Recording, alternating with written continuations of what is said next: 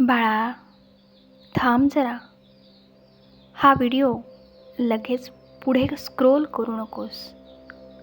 कारण तुझ्या मनात सध्या जो प्रश्न आहे ना, त्याचं उत्तर तुला आज इथेच मिळणार आहे. एक अडचण संपते आणि दुसरी लगेच उभी राहते. तू काम हातात घेतलं की काहीतरी बिघडतंच. आपली माणसं दूर जातात आणि मग मन म्हणतं की हे सगळं माझ्याच बाबतीत का? माझ्या लेकरा, पुढची काही मिनिटं शांतपणे ऐक. कारण कदाचित तू ज्या गोष्टीला तुझं दुर्दैव समजतोयस ना, तिच्याकडे पाहण्याची वेळ आता बदलली आहे. बाळा, सर्वात आधी एक गोष्ट मनात पक्की ठेव की अडचणी येत आहेत म्हणजे तुझ्या आयुष्यात काहीतरी चुकीचं आहे असं नाही. आयुष्य नेहमी सरळ रस्त्यासारखं नसतं.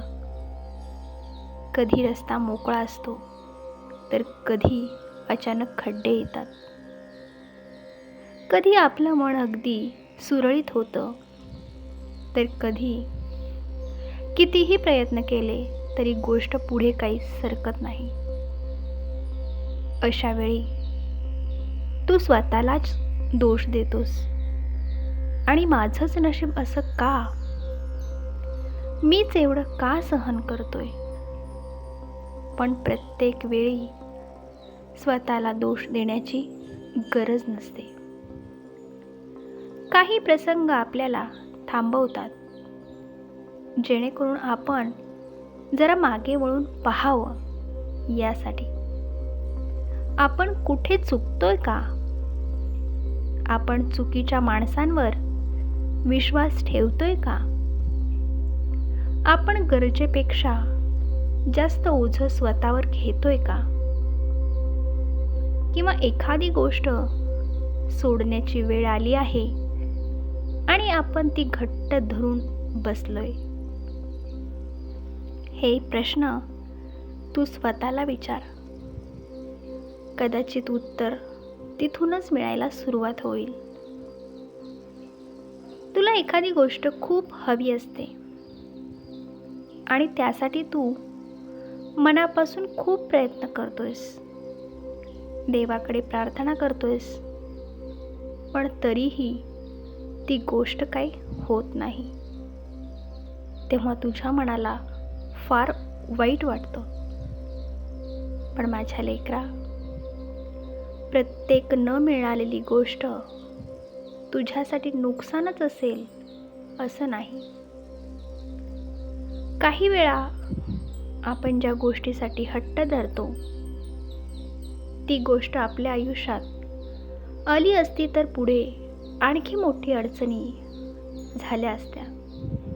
हे त्यावेळी कळत नसतं, पण वेळ गेल्यावर त्याचा आपल्याला अर्थ समजतो. म्हणून उशीर झाला म्हणून निराश होऊ नकोस.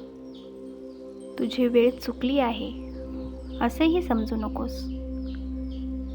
आता नात्यांबद्दल एक गोष्ट सांगतो. काही माणसांसाठी तू खूप काही करतोयस, त्यांच्या सुखात आनंदी होतोयस, त्यांच्या अडचणीच्या वेळी त्यांच्या जवळ उभा राहतोस. पण जेव्हा तुला त्यांच्या आधाराची गरज पडते तेव्हा तेच लोक दूर होतात आणि अशा वेळी मन दुखतं. कारण परक्या माणसांकडून अपेक्षा नसते, आपल्या माणसांकडूनच असते. पण त्या अनुभवामुळे स्वतःच्या चांगुलपणावर शंका घेऊ नकोस. तू मनापासून वागलास ही तुझी चूक नाही. फक्त पुढे कुणाला किती जवळ करायचं हे थोडं समजून घे. प्रत्येकाशी चांगलं वाग, पण प्रत्येकावर डोळे बंद करून विश्वास ठेवू नकोस. मनात राग ठेवण्याची सुद्धा गरज नाही. फक्त स्वतःच्या शांततेची किंमत ओळख.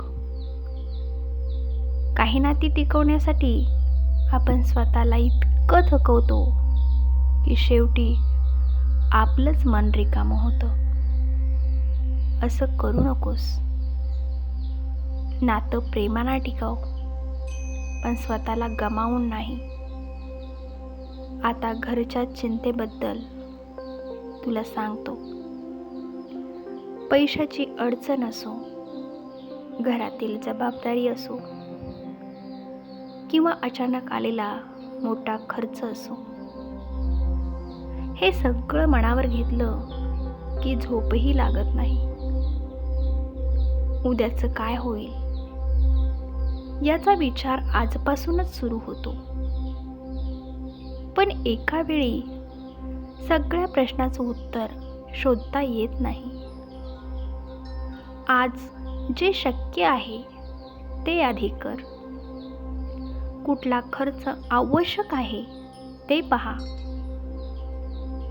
कुठे बचत करता येईल ते ठरव आणि नवीन कामाची संधी मिळते का ते पहा. गरज पडली तर योग्य व्यक्तीचा सल्ला घे. फक्त काळजी करत बसल्याने परिस्थिती बदलत नाही. छोटासा प्रयत्नही बदलाची सुरुवात करू शकतो. आणि माझ्या लेकरा, स्वतःशी बोलताना जरा जपून बोल. माझ्याकडून काही होत नाही, माझं नशीब खराब आहे आणि माझ्या आयुष्यात सुखच नाही, ही वाक्य मनात वारंवार ठेवू नकोस. एक चूक झाली म्हणून तू चुकीचा माणूस होत नाहीस. एक काम बिघडलं म्हणून तुझ्यात क्षमता नाही असं होत नाही. आज जे जमलं नाही ते उद्या पुन्हा करून पाहता येतं. फक्त पद्धत बदलावी लागते. कधी कधी आपण त्याच गोष्टीला त्याच पद्धतीने पुन्हा पुन्हा प्रयत्न करत राहतो. मग थोडं थांबून विचार कर, मला माझा मार्ग बदलायला हवा का? हा एक प्रश्न सुद्धा खूप काही शिकवतो. आणखी एक गोष्ट, दुसऱ्याच्या आयुष्याशी स्वतःची तुलना करू नकोस. कुणाचं घर मोठं आहे, कुणाकडे पैसा जास्त आहे, कोणाचं आयुष्य सुखाचं दिसतं, पण तुला त्या व्यक्तीच्या मनात काय चाललं आहे हे माहीत नसतं. बाहेरचं सुख पाहून आपल्या आयुष्याला कमी लेखू नकोस. तुझ्या घरात कुणीतरी तुझी वाट पाहत असेल. तुझ्या लेकरांच्या चेहऱ्यावरचं हसू तुझ्यासाठी असेल. कुणीतरी तुझ्यासाठी प्रेमाने जेवण वाढत असेल. या छोट्या गोष्टीही आयुष्य श्रीमंत करतात. त्याची जाणीव ठेव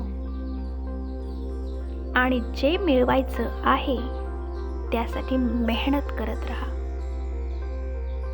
लेकरा, प्रत्येक प्रश्नाचं उत्तर लगेच मिळत नाही. काही उत्तरं वेळ घेऊन येतात. आज एखादी गोष्ट का घडली हे तुला कळत नसेल तर लगेच निष्कर्ष काढू बाजूला होऊ नकोस. काळ पुढे जाऊ दे. काही माणसाचं खरं रूप वेळ दाखवतो. काही निर्णय बरोबर होतो की नाही हे नंतर समजतं. आणि काही दुःख आपल्याला आतून खूप बदलून टाकतात. आज तू ज्या गोष्टींमुळे त्रासतोयस तीच गोष्ट काही काळाने तुला अधिक शहाणं करून गेलेली असेल. म्हणून आजच्या दुःखावरून उद्याचं आयुष्य ठरवू नकोस. मन खूप भरून आलं असेल तर थोडं शांत बस. डोळ्यात पाणी आलं तर येऊ दे. आपल्या मनाशी बोल, आपल्या माणसाशी बोल.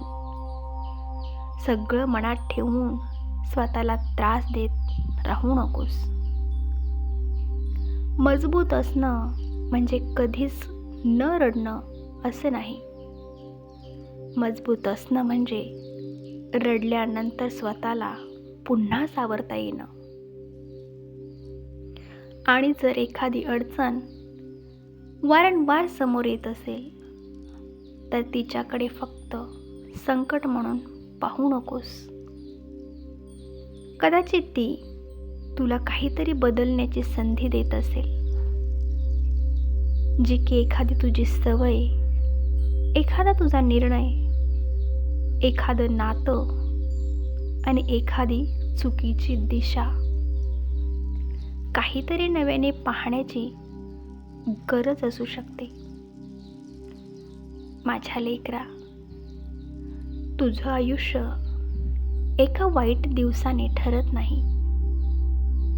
आजचा दिवस कठीण असला तरी उद्या वेगळा असू शकतो.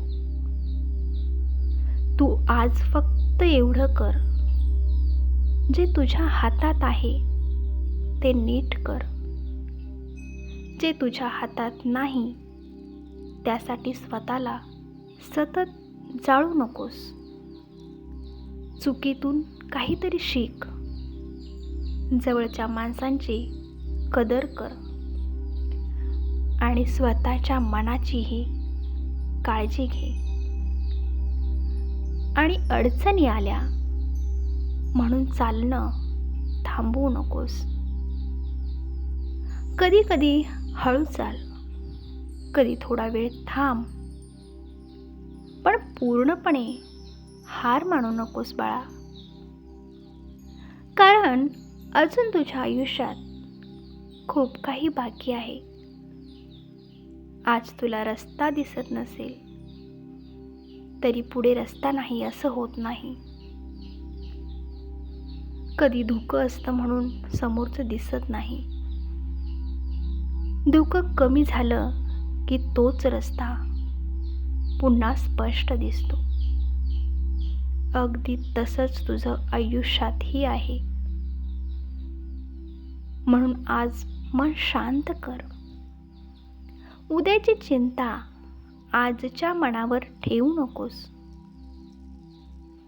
तुझ्या परीने योग्य प्रयत्न करत राहा आणि मनात माझं नाव ठेव. तुझ्या मनाला जेव्हा खूप जड वाटेल तेव्हा फक्त शांतपणे म्हण, श्री स्वामी समर्थ. एवढं म्हणतानाही मनाला थोडा आधार मिळेल. माझ्या लेकरा, तुझ्या आयुष्यात अडचणी येतील. काही माणसं दूर जातील. काही योजना सुद्धा फसतील. पण त्यातून तू शिकत राहिलास तर प्रत्येक अनुभव तुला पुढच्या दिवसासाठी तयार करेल. आज जे दुखतंय ते कायमचं दुखणार नाही. आज जे अडकलंय ते कायम अडकून राहणार नाही. आणि आज जिथे तू उभा आहेस तिथून पुढे जाण्याचा मार्ग सुद्धा नक्की मिळेल. फक्त स्वतःवरचा विश्वास पूर्णपणे सोडू नकोस. तुझं मन पुन्हा हसावं, तुझ्या घरात समाधान राहावं आणि तुझ्या मेहनतीला योग्य फळ मिळावं, हीच माझ्या लेकरासाठी मनापासून इच्छा. चल, आता मन थोडं हलकं कर. जे झालं ते मागे ठेव आणि उद्याचा दिवस नव्या धैर्याने सुरू कर. भिवू नको बाळा, मी तुझ्या पाठीशी आहे. श्री स्वामी समर्थ.